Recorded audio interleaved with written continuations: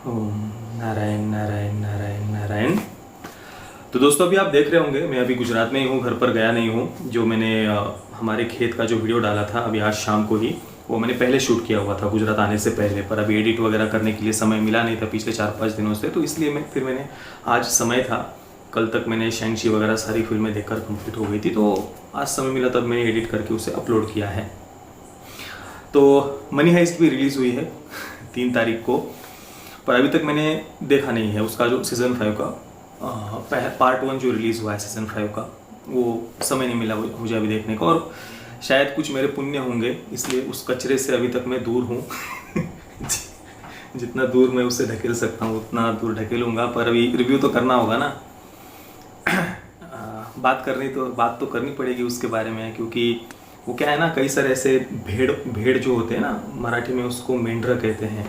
हाँ, भेड़ चाल में ऐसे वो चलते जा रहे हैं, कुछ लोग बस चलते जा रहे हैं, ट्रेंड में बने रहने में। हमको सब लोग कर रहे हैं तो हम भी करेंगे, सब कुएं में कूद रहे हैं, नाले में कूद रहे हैं तो हम भी कूदेंगे। उस प्रकार से कुछ लोग बस ट्रेंड को फॉलो करते हैं, भले ही फिर वो फिल्म क्या है, सीरीज़ क्या है, वो क्या कहती है क्या नहीं कहती, उससे कुछ मतलब नहीं होता, क्योंकि उतनी समझने की बुद्धि भी होती नहीं है। बस ऑब्सेस्ड हो जाते हैं किसी चीज़ से और भेड़ों की तरह बस चलते जाते हैं एक दूसरे के पीछे। इसलिए सही बात बताना भी आवश्यक होता है। तो हाँ, जितना जल्दी हो सके देखने का प्रयास करूँगा, पर अभी जब घर जाऊँगा उसके बाद ही देखूँगा। ऐसे भी मुझे कोई जल्दी नहीं है उसको देखकर उसका रिव्यू करने की।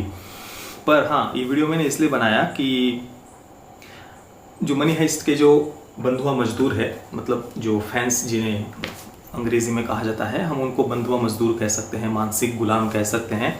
तो जब से मैंने पिछले 1 वर्ष से भी ज़्यादा समय हो गया मनी हाइस्ट का मैंने रिव्यू किया हुआ है, तो तब से बस इतनी गालियाँ मिली है कि आप उसकी कल्पना नहीं कर सकते। इतने सारे मेल आए हुए हैं, इतने सारे सैकड़ों शायद 1000 से ज़्यादा कमेंट्स गालियों के मुझे आए हुए होंगे।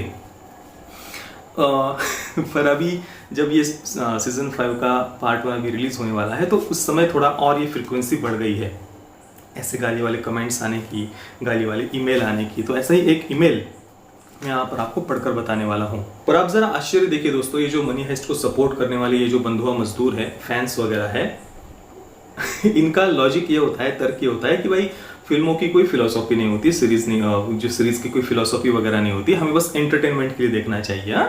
पर उसी समय साथ में ये क्या कहते हैं कि भाई ये करप्ट गवर्नमेंट के खिलाफ रेजिस्टेंस की बात करती है सीरीज, रिवोल्यूशन की बात करती है, फासिस्ट गवर्नमेंट के खिलाफ हमें रिवोल्यूशन लाना है, क्रांति लानी है।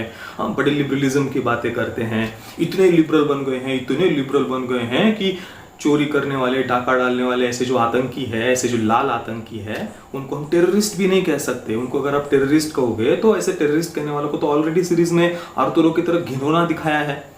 तो अगर आतंकवादियों को आप आतंकवादी कहते हैं, ऐसे लाल आतंकियों को अगर आप लाल आतंकी कहते हैं, तब तो आप आर्तुरो जैसे घिनौने मान लेंगे ये आपको, क्योंकि ऑब्सेस्ड हो चुके हैं ना, बंधुआ मजदूर हो चुके हैं एक सीरीज के।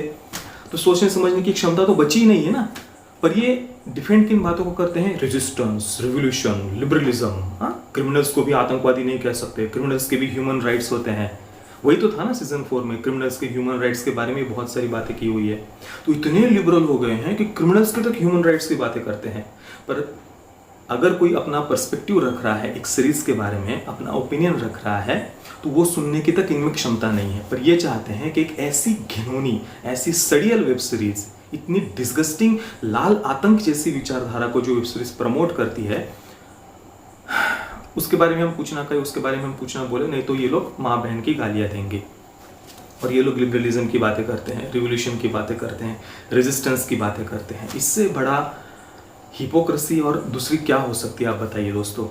और ये जो बेला चाव सॉन्ग है, बोलते हैं कि भाई फासिस्ट गवर्नमेंट के विरुद्ध ये हम गाते हैं। हमारे देश में भी आपने देखा होगा जो सीए विरोध के नाम पर जब देश को जलाया गया था, या जो टुकड़े गैंग है, ढपली बजाने वाली जो गैंग है एक यूनिवर्सिटी की, वो लोग बड़ा इस सॉन्ग को प्रमोट करते हैं। ये लोग जब फासिज्म के विरुद्ध लड़ने की बातें करते हैं ना, कम्युनिस्ट, मुझे इतना हंसी आती है, इतना आश्चर्य होता है। भाई कम्युनिस्ट फासिज्म की बातें करते हैं, जो कम्युनिज्म लोकतंत्र में विश्वास ही नहीं करता, जिस कम्युनिज्म का और लोकतंत्र का कोई दूर दूर तक कनेक्शन ही नहीं है। फासिज्म का दूसरा नाम ही कम्युनिज्म है।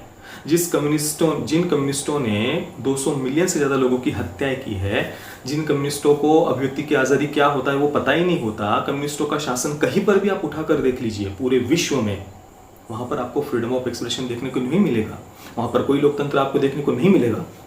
और ये लोग जहाँ सत्ता में नहीं होते वहाँ फासिज्म के खिलाफ लड़ने की बातें करते हैं, और उनके जो समर्थक होते हैं वो भी ऐसे ही उलझुल बातें करते रहते हैं। तो वो कमेंट, वो जो एक ईमेल में आपको पढ़कर बताता हूँ, सुनिए। अबे भूतनी के लुंड इंसान, तेरी औकात क्या है चुतमारी के।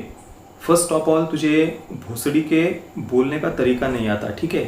तू जिस तरीके से प्रेजेंट करता है वो बकवास है, और तुझे इतनी ही प्रॉब्लम है मनी हाइस्ट को देख के तो गांड मरा चुतिए। वीडियो बनाने से पहले यूट्यूब के जो दूसरे वीडियोस है वो सर्च कर लेता, वैसे तेरा भी कसूर नहीं है। मतलब मुझे मनी हाइस्ट का रिव्यू करने से पहले यूट्यूब के दूसरे वीडियोस सर्च करके देखने चाहिए थे, और जैसे वो भेड़ चाल में चल रहे हैं वैसा मुझे भी भेड़ चाल में चलना चाहिए था। जैसे वो चाटुकारिता कर रहे हैं एक वेब सीरीज़ के, वैसा ही मुझे भी उनकी चाटुकारिता करनी चाहिए थी, शायद ऐसा इनका कहना है। मतलब अपनी बुद्धि का उपयोग नहीं करना चाहिए हमें, बुद्धि होगी तो बुद्धि का उपयोग करेंगे ना। मनी हाइस्ट जैसी सीरीज़ को कोई जो एंटरटेनमेंट अगर कोई कह रहा है कि भाई मनी हाइस्ट हम एंटरटेनमेंट के लिए देखते हैं, मनी हाइस्ट को देखकर अगर उनको एंटरटेनमेंट मिल रहा है, इसी से आप उनकी बौद्धिक क्षमता का आपको पता चल सकता है। तो चलिए आगे पढ़कर बताता हूँ। वीडियो बनाने से पहले यूट्यूब पे दूसरे वीडियो सर्च कर लेता, वैसे तेरा कसूर भी नहीं है, साले बोलने के वांदे हैं तेरे। और स्पेनिश वेब सीरीज देखेगा तू, अबे भूतने के तेरी औकात नहीं है इंटरनेशनल कंटेंट देखने की, तू सिर्फ बॉलीवुड के कंटेंट बना। साले मेरे पास पैसे होते ना ढेर सारे, तो तेरा चैनल बंद करवा देता। और तूने जो मनी हाइस्ट गाली दी ना, उसके लिए एक गिफ्ट है, मादरचोद, भूसड़ी के, रंडी के, भड़वे, भैंचोद, लौड़े, गवार, नामर्द। तो ये है बौद्धिक क्षमता मनी हाइस्ट के सो कॉल्ड फैंस की। अब क्या कहें इनको, आप मुझे बताइए। मतलब मैं हृदय पर हाथ रखकर कहता हूँ दोस्तों, मुझे बिल्कुल भी गुस्सा नहीं आता। केवल यही नहीं, ये तो मैंने एक ईमेल केवल आपको पढ़कर बताया है, ऐसे कई सारे ईमेल, कई सारे कमेंट्स हैं, कई सारे कमेंट्स हैं। कई मित्र कहते हैं कि भाई मनी हाइस्ट को इतने सारे डिसलाइक्स मिले हुए हैं तो निगेटिव कमेंट्स कहाँ है। भाई वो जो क्या है ना, यूट्यूब का वो एक ऑटोमेटिक फिल्टर होता है, अगर गालियाँ वगैरह कोई कमेंट में लिखता है तो ऑटोमेटिक हाइड हो जाते हैं वो कमेंट्स, तो वो हिडन कमेंट्स में छुपे हुए हैं। आपको देखना है कितने कमेंट्स गालियों के आए हुए हैं, चलो वो भी दिखा देता हूँ, वो भी लाइव दिखा देता हूँ, पूरा स्क्रीन रिकॉर्ड करके देखिए। तो दोस्तों अभी मैं आया हूँ मेरे YouTube के क्रिएटर स्टूडियो में। ये मैं जाऊँगा सारे वीडियोस के सेक्शन में, यहाँ पर हम सर्च करते हैं मनी हाइस्ट, ठीक है। मनी हाइस्ट सर्च किया, ये मेरा रिव्यू मैंने ओपन किया, सबसे नीचे आया है, गया कमेंट सेक्शन में गया, मैं हेल्ड फॉर रिव्यू में जाऊँगा, और यहाँ पर आप देखिए, यार तुम गजब चूतिया वाली बात करते हो, थोड़ा सा चूतिया हो क्या भाई, तो साले रिव्यू देना बंद कर दे, मनी हाइस्ट से व्यूज़ आते हैं और चूतिया बोल रहा है, क्या फकिंग रिव्यू था, और स्टॉप दिस बुलशिट, बकवास ना कर, चूतिया आजकल से बंदे होते हैं सच में, what the fuck is saying, इससे बड़ा चूतिया नहीं देखा, तुम चूतिया हो भाई, तू चूतिया, अभी चूतिया डार्क हैं, चुप चूतिया, इतना बड़ा चूतिया, सॉरी चूतिया, this is fucking show, stop finding logic, चूतिया बोराड़े, अबे चूतिए, जाना चूतिए। मतलब अगर आप ये नीचे में जाता रहूँगा ना, आप देखिए ये सब अबे चूतिए, इतना बुरा है तो क्यों देखा, चूतिए चूतिए चूतिए, तुमसे बड़ा चूतिया। मतलब ये अगर मैं कितना भी नीचे जाऊँ ना, ये इसका कोई लिमिट नहीं है, इसकी कोई लिमिट नहीं है। आप ये चले जाते रहिए,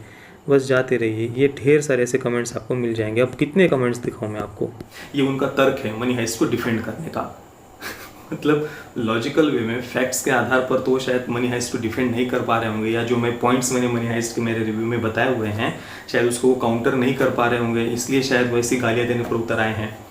वैसे भी कम्युनिज्म एक ऐसी विचारधारा है जिसको लॉजिकल वे में कोई भी डिफेंड कर ही नहीं सकता, उसमें कोई लॉजिक ही नहीं ना। जिस चीज़ में लॉजिक ही नहीं उसको कोई कैसे डिफेंड करेगा। और जैसे कि मैंने आपको पहले कहा दोस्तों, मैं हृदय पर हाथ रख कर कहता हूँ, ये जो ऐसे बच्चे या युवा जो भी है वो ऐसे जो कमेंट्स करते हैं, मेरे मन में उनके लिए ज़रा भी मुझे गुस्सा नहीं आता, क्रोध नहीं आता, द्वेष मेरे मन में बिल्कुल भी नहीं है। उल्टा मुझे दया आती है उन पर कि वो क्या कर रहे हैं, अपने जीवन के साथ क्या कर रहे हैं। एक प्रोडक्शन हाउस के या एक वेब सीरीज के या एक ओटीटी प्लेटफॉर्म के वो बस बंधुआ मजदूर बनकर रह गए हैं, मानसिक गुलाम बनकर रह गए हैं। अपनी खुद की कोई सोचने समझने की क्षमता नहीं है, कुछ विचार करने की क्षमता नहीं है। और सीरियसली आज भी हमारे देश में ऐसे लोग एग्जिस्ट करते हैं जिन्हें लगता है कि भाई फिल्में या वेब सीरीज एंटरटेनमेंट के लिए होती है। मतलब ये फिल्म इंडस्ट्री लोगों को ब्रेन वॉश करती रहती है और आज भी लोग ब्रेन वॉश हो रहे हैं, या ऐसे बच्चे एग्जिस्ट करते हैं, ऐसे युवा एग्जिस्ट करते हैं, ऐसे लोग एग्जिस्ट करते हैं जिन्हें लगता है कि फिल्म इंडस्ट्री, फिल्में या वेब सीरीज एंटरटेनमेंट के लिए होती है। इससे बड़ा दुनिया का दूसरा झूठ हो ही नहीं सकता। भाई जो ये फिल्म मेकर्स है, कोई भी जो भी व्यक्ति एक सिंगल लाइन भी लिखता है ना, अगर कोई व्यक्ति, वो सिंगल लाइन लिखने के पीछे भी उसकी कुछ ना कुछ सोच होती है, कुछ ना कुछ विचार होते हैं। कोई कविता भी लिखता है ना, तो उस कविता के पीछे भी उसके कुछ विचार होते हैं। कोई एक संवाद भी लिखता है, उस संवाद के पीछे कुछ विचार होते हैं। कोई कहानी भी लिखता है, चाहे वो फिल्म की कहानी हो, सीरीज की कहानी हो, उस कहानी के जो पात्र होते हैं वो पात्र क्या बोलते हैं, उन पात्रों के नाम क्या होते हैं, वो कौन से डायलॉग्स बोलते हैं, डायलॉग्स भी जब बोलते हैं उन डायलॉग्स में वो कैसे शब्द उपयोग करते हैं।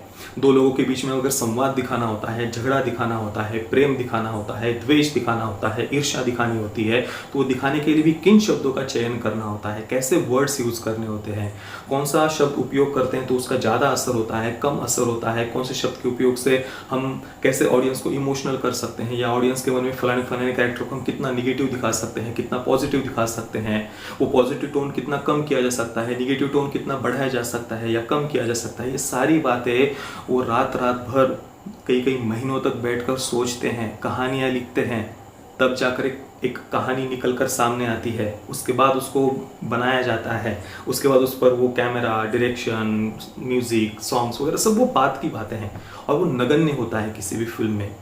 ये सारी बातें, सबसे महत्वपूर्ण होता है कहानी, कैरेक्टर्स, उन कैरेक्टर्स के पीछे की भावनाएं। अरे मनी हाइस्ट को उसके खुद के मेकर्स उसकी फिलोसॉफी के बारे में, पॉलिटिकल आइडियोलॉजी के बारे में क्या कह रहे हैं वो तो कम से कम सुन लो। जो लोग कहते हैं ना कि फिल्में सीरीज एंटरटेनमेंट के लिए होती है, ये लोग ही खुद उन फिल्म या सीरीज के मेकर्स के मेहनत पर एक प्रकार से पानी फेरते हैं। उनकी मेहनत का सबसे ज़्यादा अपमान यही लोग करते हैं। कम से कम उस फिल्म या सीरीज के मेकर्स क्या कह रहे हैं वो तो सुन लो। और सबसे ज़्यादा दुख और दया मुझे ऐसे जो होते हैं ना, अपने आप को फैन कहने वाले, जो बस एक बंधुआ मजदूर बनकर रह गए हैं, मानसिक गुलाम बनकर रह गए हैं, चाहे वो मनी हाइस्ट के हो या किसी ओटीटी प्लेटफॉर्म के हो या मार्वल के भी हो। मार्वल की भी वो क्या विंटर सोल्जर एंड फाल्कन वगैरह जो भी आई थी वेब सीरीज, उसकी जब मैंने फिलोसॉफी बताई, आप IMDb पर जाकर देखिए, रिव्यूज़ देखिए IMDb पर फाल्कन एंड विंटर सोल्जर के, पूरी US की ऑडियंस गालियाँ दे रही है उस सीरीज़ को। पर हमारे भारत के मार्वल के बंधुआ मजदूर, अगर हम यहाँ पर बैठकर उसकी पॉलिटिकल आइडियोलॉजी के बारे में, उसकी थियरी के बारे में, उसकी फिलोसॉफी के बारे में चर्चा करते हैं, तो वो गालियाँ देने पर उतर आते हैं। वहाँ पर भी ढेर सारी गालियाँ मिली हुई है मुझे, वही मार्वल के सो कॉल्ड फैंस के द्वारा। मतलब क्या कुछ सोचने समझने की क्षमता ही नहीं बची है भाई। एक कहानी भी जब लिखी जाती है, स्टैनली ने भी जो कहानियाँ लिखी है, जो कैरेक्टर्स लिखे हैं, जो सुपर हीरोज़ के कैरेक्टर्स लिखे हैं, उसके पीछे भी उनके कुछ विचार थे। 1940 के दशक में, 50 के दशक में, 60 के दशक में, उनमें वो जो कैरेक्टर्स लिखे गए थे, उनमें कैसे धीरे धीरे बदलाव लाया गया। उस समय की जो गवर्नमेंट्स थी, सरकार थी, उन्होंने कैसे अपने देश की जनता को इन्फ्लुएंस करने के लिए इन कॉमिक बुक्स का यूज़ किया है। थोड़ा पढ़िए हिस्ट्री कॉमिक बुक्स की भी, कैप्टन अमेरिका की हिस्ट्री पढ़िए। एक समय 1950 के दशक में कैप्टन अमेरिका की कॉमी स्मैशर करके एक पूरी कॉमिक बुक सीरीज आई थी। कॉमी स्मैशर मतलब कम्युनिस्टों को धोने वाला, कम्युनिस्टों को मारने वाला। उस समय की जो US की गवर्नमेंट थी, उनको ये आवश्यक था, तो उन्होंने ऑडियंस को, जनता को इन्फ्लुएंस करने के लिए कैप्टन अमेरिका का यूज़ किया था। हर दशक में इसी प्रकार से यूज़ होता आया है, और अभी फेज 4 जो मार्वल का है, उसमें भी हम ये धीरे धीरे बदलाव देख रहे हैं। पर नहीं, हमारे देश के सो कॉल्ड फैंस जो बंधुआ मजदूर बनकर रह गए हैं किसी मार्वल जैसे प्रोडक्शन हाउस के, या मनी है जैसे वेब सीरीज के, या किसी OTT प्लेटफॉर्म के, उनको तो कुछ सोचना समझना है ही नहीं ना। क्या क्या रहे हैं हम।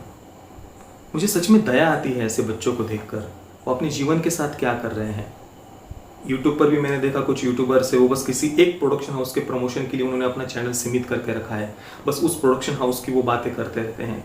क्यों भाई, आप जीवन में कितना कुछ कर सकते हो, और आपने एक जगह पर एक खूंटी से अपने आप को क्यों बांध कर रखा है। बहुत कुछ कर सकते हो यार। भारत जैसे देश में हमें जन्म मिला है, इतनी पवित्र भारत भूमि में हमें जन्म मिला है, इतनी महान संस्कृति, ऐसी सभ्यता, ऐसी महान धरोहर हमें मिली है, ऐसी महान भारतीय संस्कृति में, सभ्यता में हमें जन्म मिला है, जिस संस्कृति का हजारों वर्षों का इतिहास है, विश्व की सबसे प्राचीन सभ्यता में हमें जन्म मिला है। जब पूरा विश्व रिलीजन के नाम पर जब लड़ाइयाँ हो रही थी, एक दूसरे को मारा जा रहा था, तब यही वो भारत भूमि थी जिसने पूरे विश्व को प्रेम, संयम, सदाचार, दया, क्षमा, शांति, परोपकार, वसुधैव कुटुंबकम, ये सीख इस भारत भूमि ने ही पूरे विश्व को दी थी।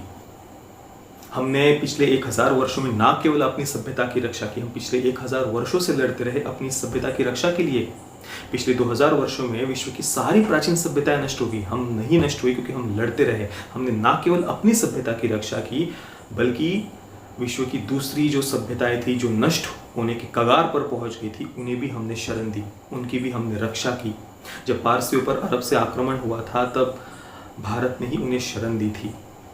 जब यहूदियों को एंटीसेमिटिज्म के कारण पूरे विश्व में उनको काटा जा रहा था, मारा जा रहा था, जलाया जा रहा था, तब वे केवल भारत में सुरक्षित थे। तो ऐसी महान सभ्यता की धरोहर हमें मिली है, इतनी महान संस्कृति में हमारा जन्म हुआ है। हमारे इस देश की भारत भूमि ने से जो संत निकले, उन संतों ने पूरे विश्व का मार्गदर्शन किया है। ऐसी संतों की, ऐसी संस्कृति की परंपरा हमारे साथ में है। और हम क्या कर रहे हैं? हम किसी प्रोडक्शन हाउस के, किसी विदेशी प्रोडक्शन हाउस के, किसी फिल्म इंडस्ट्री के, चाहे वो विदेशी हो या भारत की ही फिल्म इंडस्ट्री हो, या कोई वेब सीरीज़ हो, या कोई OTT प्लेटफॉर्म हो, हम उनकी मानसिक गुलामी कर रहे हैं। हम बंधुआ मजदूर बनकर रह गए हैं। मुझे गुस्सा नहीं आता सच में ऐसे गालियाँ वगैरह पढ़कर, मुझे सच में दुख भी होता है और दया आती है। बाकी अगर किसी को बुरा लगा हो तो मैं सच में हाथ जोड़कर माफ़ी चाहता हूँ। मुझे किसी को हर्ट करने का मेरा कोई उद्देश्य नहीं था, पर सच में हम क्या कर रहे हैं यार? हम कितना कुछ कर सकते हैं, पूरे विश्व तक हमारी सभ्यता का ज्ञान हम पहुँचा सकते हैं और हम बस कुछ हमें लोग यूज़ कर रहे हैं एक झुनझुनों की तरह, वो हमें बजा रहे हैं और हम बज रहे हैं। भाई उनका तो काम है ना, उस प्रोडक्शन हाउस को तो मज़ा आ रहा है कि फोकट में ऐसे करोड़ों करोड़ों ऐसे बंधुआ मजदूर उनको बैठे बिठाए मिल रहे हैं जो फोकट में उनकी फिल्मों का प्रचार कर रहे हैं। मैं ये नहीं कह रहा कि आप कुछ देखो मत, भाई मैं खुद देखता हूँ, उनका रिव्यू करता हूँ, आप भी देखिए, देख और एंजॉय करके छोड़ दो ना। क्यों किसी के पीछे ऑब्सेस्ड होना, किसी का बंधुआ मजदूर बन जाना, किसी प्रोडक्शन हाउस के लिए, किसी वेब सीरीज़ के लिए, इधर सोशल मीडिया पर कमेंट सेक्शन में एक दूसरे से लड़ते रहना। क्या इससे क्या हमें मिल जाएगा? और इससे हम अपने आने वाली पीढ़ी को, अपने देश को हम क्या दे रहे हैं? इससे क्या मिल जाएगा? इससे अगर सच में आप इसे केवल एंटरटेनमेंट मानते हैं, आप कहते हैं कि भाई फिल्में वेब सीरीज एंटरटेनमेंट के लिए होती है, तो भाई केवल एंटरटेनमेंट ही मानो ना। क्यों ऑब्सेस्ड हो रहे हो उससे? क्यों किसी वेब सीरीज के बंधुआ मजदूर बन रहे हो? क्यों उनके मानसिक गुलाम बन रहे हो? क्यों उनकी चाटुकारिता कर रहे हो? अगर सच में आप उसे केवल एंटरटेनमेंट मानते हैं, तो फिर आपको किसी के पर्सपेक्टिव से कोई प्रॉब्लम होने का प्रश्न ही नहीं उठता। क्यों फिर किसी के ओपिनियन से, किसी के पर्सपेक्टिव से आपको दुख हो रहा है? फिर सुनने की क्षमता रखो सब, अगर केवल आप उसे एंटरटेनमेंट मान रहे हो तो। चलिए दोस्तों, बोलने के लिए तो बहुत कुछ है, बहुत दुख भी होता है, पर फिर भी मुझे आशा है, मुझे विश्वास है कि हाँ, बदलाव ज़रूर आएगा। मैंने जो बातें कही है वो, ये वीडियो मान लीजिए 40,000, 30,000, 50,000 जो भी मित्र देखेंगे, उसमें से 500 मित्रों तक भी अगर ये मेरी बात वो समझते हैं तो बहुत बड़ी बात है, बहुत बड़ी बात है। मैं खुश हूँ। सभी समझेंगे ऐसे मुझे आशा भी नहीं है। बाकी जो भी बातें मैंने कही उस पर आपके क्या विचार है, मुझे अपने कमेंट सेक्शन में अवश्य बताइए। ये वीडियो देखने के लिए आप सभी का बहुत बहुत धन्यवाद। जय श्री राम, वंदे मातरम।